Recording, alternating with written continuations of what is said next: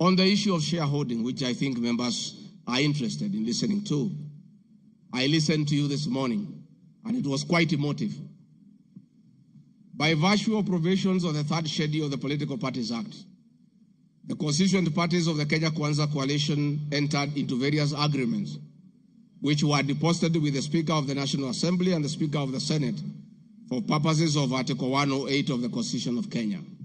The following were members: UDA, ANC, Ford Kenya, PA, Farmers Party, Chama cha Kazi, Communist Party, Economic Freedom Party, Service Party, Tujibebe wa Kenya Party, Umoja na Maendeleo Party of Kenya, and the Democratic Party of Kenya.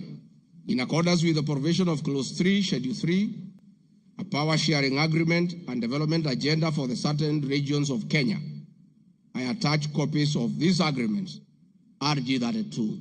All those agreements talked about specific regions. The leaders who appended their signatures canvassed issues of appointments to do with specific regions.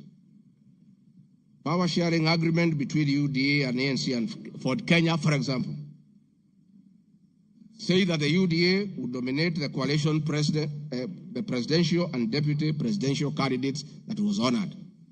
The president would guarantee the stature, the dignity, and financial and operational autonomy of the office of the deputy president, which I have been insisting on because it's part of the coalition agreement.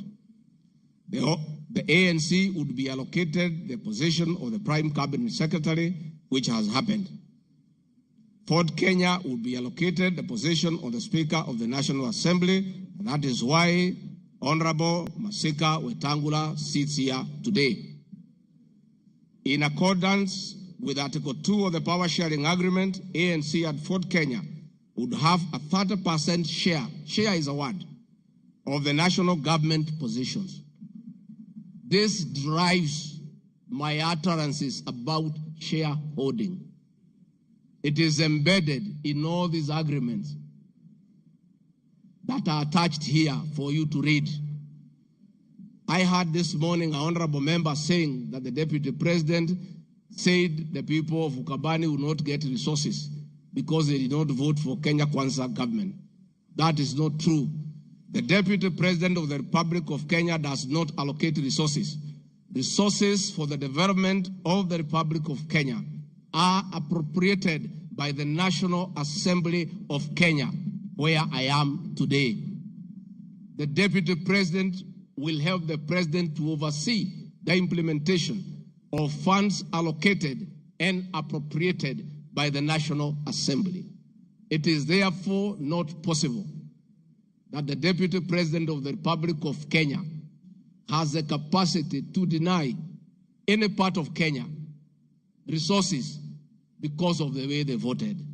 The decisions on how resources will be allocated for the development of the Republic of Kenya are made here by the honorable members. If your area has no development, please don't impeach the deputy president. Don't accuse him of not giving you resources. You are in this house to make sure that your area where you come from is allocated appropriate resources because that is your job.